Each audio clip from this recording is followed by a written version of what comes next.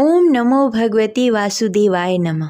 आज बृहस्पतिवार के दिन सुनिए बृहस्पतिवार संपूर्ण व्रत कथा। बृहस्पतिवार यानी गुरुवार बृहस्पति देव को समर्पित है। इस दिन केले के वृक्ष का और बृहस्पति देव की पूजन चने की दाल, मुनक्के और गुड़ के साथ की जाती है।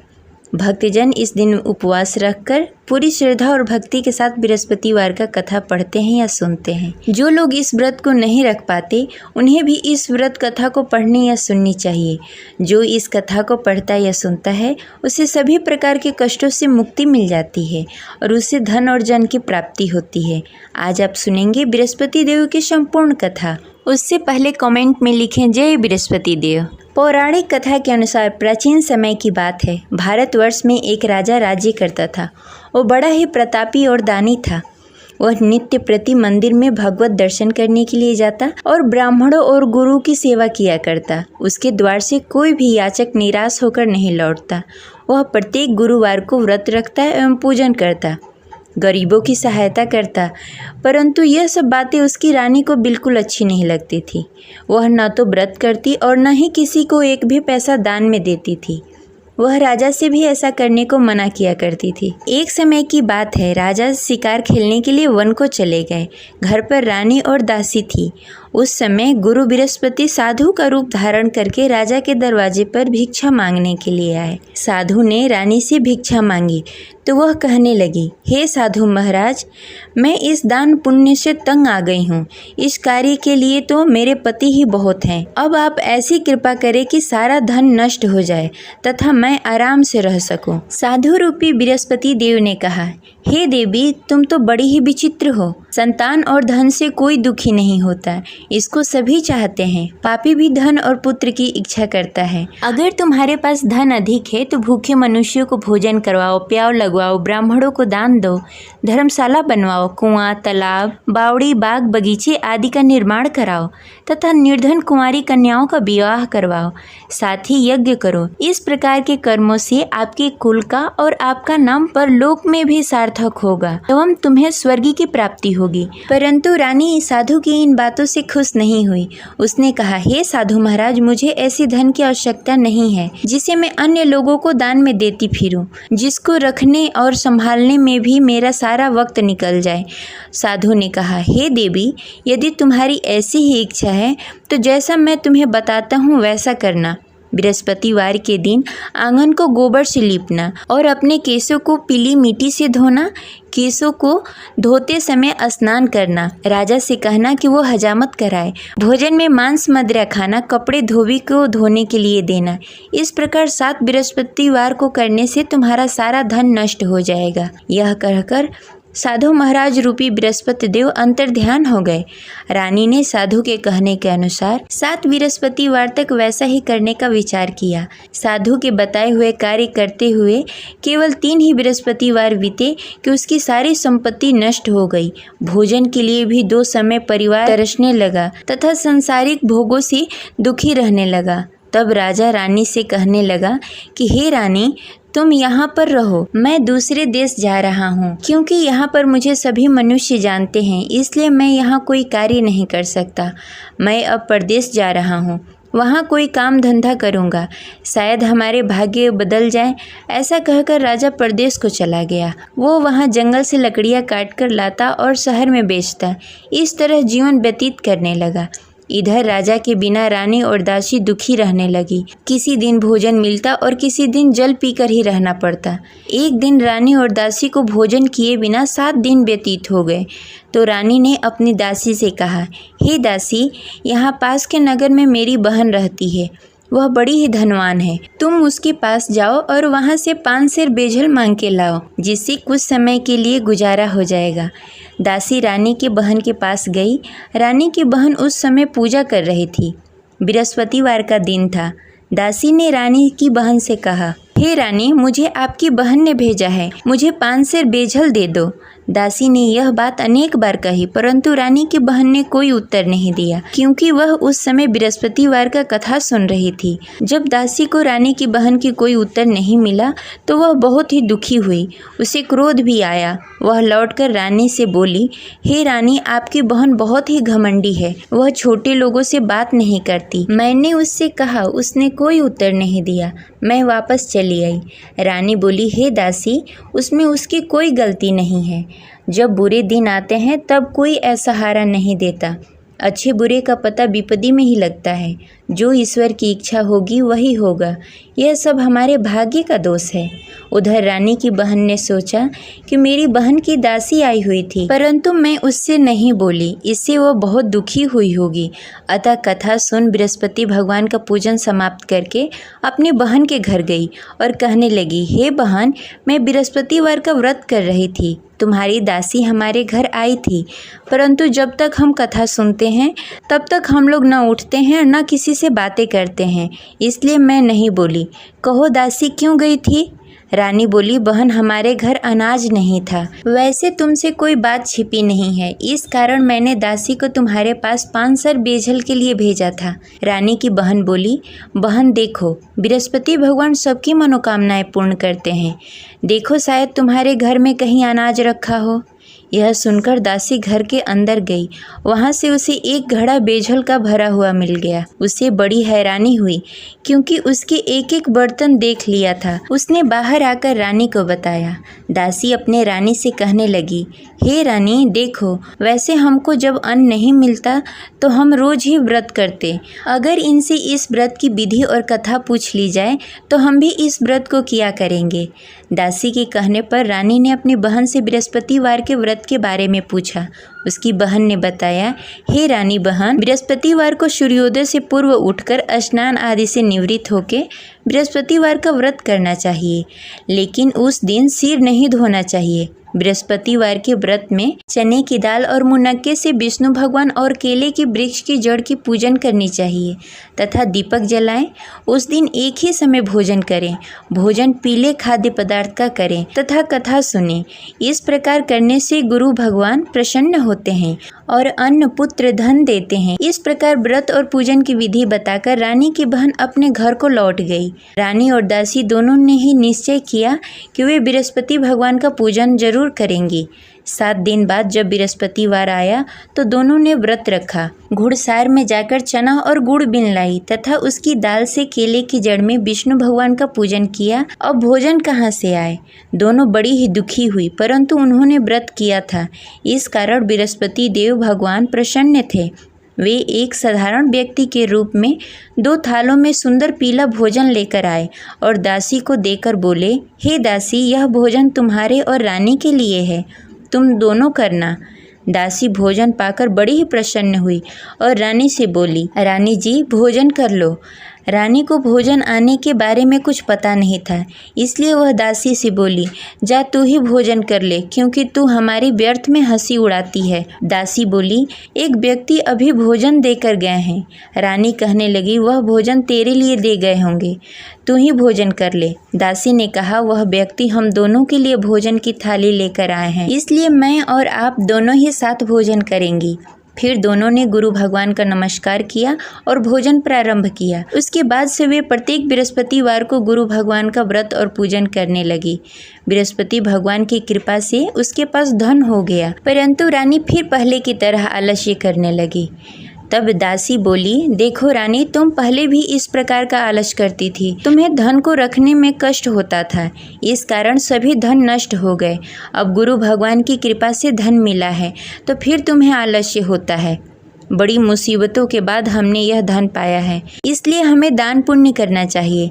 तुम भूखे मनुष्यों को भोजन कराओ, प्याव लगवाओ, ब्राह्मणों को दान दो, कुआं, तालाब, बावड़ी आदि का निर्माण कराओ, मंदिर पाठशाला बनवाओ, दान दो, कुंवारी कन्याओं का विवाह करवाओ। धन को शुभ कार्यों में खर्च करो, जिससे तुम्हारे कुल और यश बढ़े तथा स्वर्ग की प्राप्ति हो और पितृ प्रसन्न हो। दासी की इन बातों को मानकर रानी ने इसी प्रकार का कार्य करना प्रारंभ कर दिया। जिससे उसका काफ़ी यश फैलने लगा। एक दिन रानी और दासी आपस में विचार करने लगी, न जाने राजा किस दशा में होंगे, उनकी कोई खोज खबर नहीं है। गुरु भगवान से उन्होंने प्रार्थना की और भगवान ने रात्रि में राजा को स्वप्न में कहा, हे राजा उठ, तेरी रानी तुझे याद करती है, अब अपने देश को लौट जा। राजा प्रातःकाल उठकर जंगल से लकड़ियाँ काटकर लाने के लिए जंगल की ओर चल पड़ा। जंगल में गुजरते हुए वह सोचने लगा, रानी की गलती से कितने दुख भोगने पड़े। राजपाट छोड़कर जंगल में आकर रहना पड़ा। जंगल में लकड़ियाँ काटकर उन्हें बेचकर गुजारा करना पड़ा। उसी समय उस जंगल में बृहस्पति देव साधु के रूप में प्रकट हुए और राजा से पूछने लगे, हे लकड़हारे, तू इस सुनसान जंगल में किस चिंता में बैठा है, मुझे बताओ। यह सुनकर राजा के नेत्रों में जल भर आया और साधु की वंदना कर बोला, हे प्रभु, आप सब कुछ जानते हैं। इतना कहकर राजा ने साधु को अपनी संपूर्ण कहानी सुनाई। महात्मा तो स्वभाव से ही दयालु होते हैं। वे राजा से बोले, हे राजा, तुम्हारी रानी ने बृहस्पति देव के प्रति अपराध किया था, जिसके कारण तुम्हारी यह दशा हुई। अब तुम किसी प्रकार की चिंता मत करो, भगवान तुम्हें पहले से भी अधिक धन देंगे। देखो, तुम्हारी पत्नी ने बृहस्पतिवार का व्रत करना प्रारंभ कर दिया है। अब तुम भी बृहस्पतिवार के दिन व्रत रखो। चने की दाल और गुड़ जल के लोटे में डालकर केले के पत्ते में विष्णु भगवान का पूजन करो। फिर कथा कहो या सुनो, भगवान तुम्हारी सब मनोकामनाएं पूर्ण करेंगे। साधु को प्रसन्न देखकर राजा बोला, हे प्रभु, मुझे लकड़ी बेचकर इतना पैसा भी नहीं बचता जिससे भोजन करने के उपरांत कुछ बचा सकूं। मैंने रात्रि में अपनी रानी को व्याकुल देखा। मेरे पास कोई साधन नहीं जिससे समाचार जान सकूं। फिर मैं बृहस्पतिवार की कौन सी कहानी कहूं या सुनूं, मुझको तो कुछ भी मालूम नहीं है। साधु ने कहा, हे राजा, तुम किसी बात की चिंता मत करो। बृहस्पतिवार के दिन तुम रोजाना की तरह लकड़ियाँ लेकर शहर जाओ।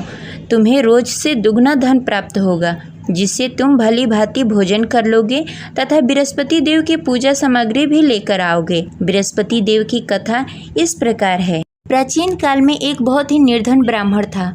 उसके घर में कोई संतान नहीं थी। वह नित्य प्रति पूजा पाठ करता, परंतु उसकी स्त्री बहुत ही मलिनता के साथ रहती। वह न स्नान करती, न ही किसी देवता का पूजन करती। प्रातःकाल उठते ही सर्वप्रथम भोजन करती, बाद में कोई अन्य कार्य करती। ब्राह्मण देवता बहुत ही दुखी रहते थे। पत्नी को बहुत समझाते, किंतु उसका कोई परिणाम नहीं निकलता। भगवान की अनुकंपा से एक समय ब्राह्मण की पत्नी गर्भवती हुई और 10वें महीने एक सुंदर कन्या को जन्म दिया। निर्धन ब्राह्मण कन्या के जन्म से बहुत दुखी हुआ। धीरे धीरे ब्राह्मण की कन्या बड़ी होने लगी। बचपन से ही उस कन्या की रुचि भगवान विष्णु की पूजा में थी। वह प्रातः उठती, स्नान ध्यान करती, उसके बाद भगवान विष्णु की पूजा करती और मंदिर में जाती। बृहस्पतिवार को व्रत करके विधि विधान पूर्वक पूजा पाठ करती। पूजा पाठ के बाद वह पढ़ने के लिए पाठशाला जाती। घर से चलते समय वह मुट्ठी भर जौ साथ में लेकर जाती और पाठशाला के रास्ते में थोड़ी थोड़ी जौ गिराते जाती। जब पाठशाला से लौटकर आती, जौ के दाने सोने में बदल जाते। लड़की सभी सोने के दाने बीन लाती। एक दिन जब वह सोने के दानों को साफ कर रही थी, तो उसकी माँ ने कहा, बेटी, सोने के दाने साफ करने के लिए सोने का सूप भी होना चाहिए। अगले दिन बृहस्पतिवार था। उसने भगवान बृहस्पति देव की पूजा करते हुए प्रार्थना की, हे भगवान, यदि मैंने आपका व्रत विधि विधान से किया हो तो मुझे सोने का सूप दे दो। भगवान बृहस्पति देव ने उसकी मनोकामना पूरी करने का वचन दिया। पाठशाला से लौटते समय उसने रास्ते में सोने का सूप पड़ा हुआ मिला। घर लौटकर सोने का सूप अपनी माँ को दिखाकर वह सोने के दाने साफ करने लगी। उसी समय नगर का राजकुमार उसके घर के पास से गुजर रहा था। उस सुंदर लड़की को सोने के सूप में जौ साफ करते देख राजकुमार उस पर मोहित हो गया। राजकुमार ने अपने पिता से उस लड़की से विवाह करने की इच्छा प्रकट की। तो राजा ने ब्राह्मण को महल में बुलाकर राजकुमार से उसकी लड़की के विवाह की बात कही। ब्राह्मण तैयार हो गया। धूमधाम से उस लड़की का विवाह राजकुमार से हो गया। दुल्हन बनकर ब्राह्मण की लड़की महल में चली गई। लड़की के चले जाने से ब्राह्मण फिर से निर्धन हो गया। उसे कई कई दिनों तक बिना भोजन के रहना पड़ा। बहुत दुखी होकर ब्राह्मण एक दिन अपनी लड़की के पास गया। अपने पिता से निर्धनता का समाचार सुनकर उसे बहुत सारा धन देकर पिता को विदा किया। उस धन से ब्राह्मण का कुछ दिनों तक आराम से गुजारा हुआ, लेकिन जल्द ही फिर भूखों मरने की हालत हो गई। ब्राह्मण अपनी लड़की से धन लेने के लिए फिर महल में पहुंचा। लड़की ने पिता की बुरी हालत देखकर कहा, पिताजी, आखिर आप कब तक मुझसे धन लेकर जीवन व्यतीत करेंगे? आप कोई ऐसा उपाय क्यों नहीं करते जिससे आपका घर धन्य धान से भर जाए? ब्राह्मण ने कहा, मैंने तेरी माँ को बहुत समझाने की कोशिश की, पर उसकी समझ में कुछ नहीं आता। उसकी फुहड़ता नष्ट हो तब तो घर की निर्धनता दूर हो। तब कुछ सोचकर लड़की ने पिता से कहा, पिताजी, आप कुछ दिनों के लिए माँ को मेरे पास छोड़ जाओ। तब कुछ सोचकर ब्राह्मण ने पत्नी को लड़की के पास महल में छोड़ दिया। लड़की ने अपनी माँ से कहा, माँ, तुम कल प्रातः उठकर स्नान आदि करके भगवान विष्णु की पूजा करना। पूजा करने से तुम्हारी निर्धनता अवश्य दूर हो जाएगी। लेकिन उसकी माँ ने उसकी कोई बात नहीं मानी। तब क्रोधित होकर लड़की ने अपनी माँ को एक कक्ष में बंद कर दिया। सूर्योदय के समय माँ को उठाकर जबरदस्ती उसे स्नान आदि करवाया। फिर मंदिर में ले जाकर भगवान बृहस्पति देव की पूजा करवाई। कुछ दिनों तक ऐसा करने से माँ की बुद्धि में कुछ परिवर्तन हुआ और वह स्वयं बृहस्पतिवार का व्रत रखने लगी। उसके व्रत करने से ब्राह्मण के घर की निर्धनता दूर हो गई और भगवान विष्णु की अनुकंपा हुई और दोनों पति पत्नी धन संपत्ति पाकर आनंद पूर्वक जीवन व्यतीत करते हुए विष्णु धाम को चले गए। लकड़हारा बने राजा ने उस साधु से भगवान विष्णु देव की यह कथा सुनकर बृहस्पतिवार का व्रत करना शुरू कर दिया और भगवान विष्णु की पूजा करने लगा। उस दिन से उसके सभी क्लेश दूर हो गए। लेकिन अगले बृहस्पतिवार को कामकाज में अधिक व्यस्त होने के कारण उसने भगवान बृहस्पति देव का व्रत नहीं किया।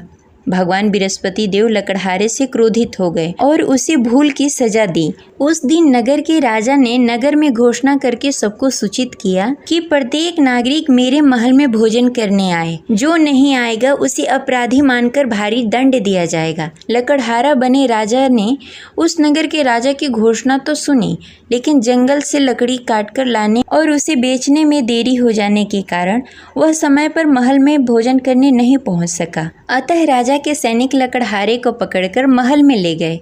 राजा ने उसे महल के एक कक्ष में बैठाकर भोजन कराया। उस कक्ष में एक खुट्टी पर रानी का सोने का हार लटका हुआ था। लकड़हारा अकेला उस कक्ष में भोजन कर रहा था। तभी उसने एक आश्चर्यजनक घटना देखी। देखते ही देखते वह खुटी हार को निगल गई। थोड़ी देर बाद जब राजा ने हार को गायब देखा तो लकड़हारे को कारावास में डाल दिया। लकड़हारा मन ही मन अपने भाग्य को कोसने लगा। तभी उसे जंगल में मिले साधु का स्मरण हुआ। थोड़ी देर में भगवान बृहस्पति देव सन्यासी के रूप में उसके सामने प्रकट हुए और कहा, हे लकड़हारे, तूने भगवान बृहस्पति देव की पूजा नहीं की, इसी कारण तुम्हें कष्ट हो रहा है। लेकिन अब चिंता मत करो, बृहस्पतिवार के दिन कारागार के दरवाजे पर तुम्हें कुछ पैसे पड़े हुए मिलेंगे। उन पैसों से भगवान बृहस्पति देव का व्रत करके उनकी पूजा करोगे तो तुम्हारे सारे दुख दूर हो जाएंगे। फिर बृहस्पतिवार के दिन दरवाजे पर पड़े पैसे राजा को मिले, जिससे उसने चने की दाल, गुड़, मुनक्का मंगाकर भगवान बृहस्पति देव की कथा कही और व्रत किया, जिससे भगवान बृहस्पति देव प्रसन्न होकर उस नगर के राजा को स्वप्न में लकड़हारे को मुक्त करने को कहा। सुबह राजा ने आकर अपने कक्ष में देखा कि खूंटी पर हार टंगा हुआ है। राजा ने लकड़हारे को मुक्त कर दिया, उसे धन और आभूषण देकर विदा किया। लकड़हारा बना राजा उस नगर से चलकर अपने नगर की तरफ चल दिया। जब राजा अपने नगर में पहुंचा तो उसने देखा उस नगर में कुएं, धर्मशाला, बाग बगीचे देखकर बहुत प्रसन्न हुआ। राजा ने किसी से पूछा, ये कुएं, धर्मशाला किसने बनवाए? सबने उसे बताया कि ये सब रानी और दासी ने बनवाए हैं। राजा जब महल में पहुंचे तो रानी ने उनका भव्य स्वागत किया। तब राजा ने निश्चय किया कि सप्ताह में एक बार तो सभी बृहस्पतिवार का व्रत तथा पूजन कर सकते हैं, परंतु मैं प्रतिदिन व्रत किया करूँगा तथा दिन में 3 बार कथा कहूँगा। अब राजा हर समय दुपट्टे में चने की दाल बांधकर रखते तथा दिन में 3 बार बृहस्पतिवार का कथा कहते। कुछ दिनों के बाद राजा को अपनी बहन की याद आई। एक दिन घोड़े पर सवार होकर राजा अपनी बहन से मिलने के लिए चल दिया। अभी राजा नगर के बाहर ही पहुंचा था कि उसने देखा कि कुछ लोग एक 100 को ले जा रहे हैं। राजा को स्मरण हुआ कि आज उसने किसी को बृहस्पतिवार का व्रत कथा नहीं सुनाया। राजा ने उन लोगों से रोककर कहा, भाइयों, आप 100 ले जाने से पहले मुझसे बृहस्पतिवार का कथा सुन लो। लोगों ने राजा पर क्रोधित होते हुए कहा, तुम पागल तो नहीं हो लेकिन कुछ बड़े बुजुर्ग लोगों ने कहा, अच्छा भाई, तुम साथ में चलते चलते अपनी कथा भी सुनाते रहो। राजा ने चलते चलते आधी ही कथा सुनाई थी कि सौ हिलने लगा। राजा की पूरी कथा समाप्त होते ही सौ उठकर बैठ गया। लोगों ने हैरानी से दांतों तले उंगली दबाई और अगले बृहस्पतिवार को भगवान बृहस्पति देव का व्रत करने व कथा सुनने का निश्चय कर लिया। अब घोड़े पर सवार होकर राजा चलते हुए एक किसान के पास पहुंचा। किसान अपने खेत में हल चला रहा था। राजा ने कहा, अरे भाई, मुझसे बृहस्पतिवार का कथा सुन लो। किसान झुंझलाकर बोला, अरे भाई, देख नहीं रहे, जितनी देर मैं तुम्हारी कथा सुनूंगा उतनी देर में तो पूरी खेत में हल चला लूंगा। राजा निराश होकर चला गया। तभी किसान का बैल लड़खड़ा के गिर गया और किसान के पेट में भी जोरों से दर्द होने लगा। जब उसकी पत्नी वहां आई तब उसने पूछा कि क्या हुआ। किसान ने घुड़सवार की पूरी कहानी सुनाई कि पत्नी दौड़ती हुई राजा के पास पहुंची और हाथ जोड़कर बोली, भैया, मैं तुम्हारी कथा सुनने के लिए तैयार हूँ। राजा ने उसके साथ खेत पर पहुंचकर बृहस्पतिवार की कथा सुनाई। तभी बैल भी उठकर खड़ा हो गया और किसान के पेट का दर्द भी तुरंत ठीक हो गया। राजा वहां से अपने घोड़े पर सवार होकर अपने बहन के घर पहुंचा। तब राजा की वहां बहुत आव भगत हुई। अगले दिन सुबह उठकर राजा ने देखा घर के सभी लोग भोजन कर रहे हैं। किसी भूखे को बृहस्पतिवार का कथा सुनाए बिना राजा कभी भोजन नहीं करता था। उसने बहन से कहा, बहन, क्या घर में कोई ऐसा व्यक्ति है जिसने भोजन नहीं किया हो? उसकी बहन ने बोला, भैया, हमारे घर तो क्या, आपको पूरे नगर में कोई ऐसा व्यक्ति नहीं मिलेगा जिसने सुबह सुबह भोजन नहीं किया हो। तब राजा ने बहन के घर से निकलकर उस नगर में बिना भोजन किए हुए व्यक्ति की तलाश करनी शुरू की। एक गडेरिये के घर में उसका बेटा बीमार होने के कारण भूखा रह गया था। राजा ने उसको जाकर बृहस्पतिवार का कथा सुनाया। कथा सुनते सुनते गडेरिये की बेटी की बीमारी भी ठीक हो गई। सबने राजा की बहुत प्रशंसा की। एक दिन राजा ने अपनी बहन से कहा, बहन, अब हम अपने घर जाना चाहते हैं, तुम भी हमारे साथ चलो, कुछ दिन वहाँ रहकर लौट कर आना। राजा की बहन ने अपनी सास से पूछा तो सास ने ताने देते हुए कहा, बहू, मायके जाना हो तो अकेली जाना, मेरे पोतों को लेकर नहीं जाना। तुम्हारे भाई की कोई संतान नहीं है, कहीं तुम्हारी भाभी मेरे पोतों को भी जादू टोना न कर दे। दूसरे कक्ष में बहन की सास की बातें सुनकर राजा दुखी मन से अकेले ही अपने नगर को लौट गया। रानी ने राजा से कहा, आप तो अपनी बहन को साथ लाने गए थे, फिर बहन को साथ क्यों नहीं लेकर आए? तब राजा ने दुखी होते हुए कहा, रानी, हम निसंतान हैं, इसलिए कोई हमारे घर आना पसंद नहीं करता। रानी ने राजा को समझाते हुए कहा, मैं बृहस्पति देव ने सब कुछ दिया है, अब भगवान बृहस्पति देव हमें संतान भी अवश्य देंगे। बृहस्पतिवार को विधि पूर्वक व्रत करते हुए राजा और रानी ने भगवान बृहस्पति देव से संतान के लिए प्रार्थना की। कुछ दिनों के बाद ही रानी गर्भवती हो गई।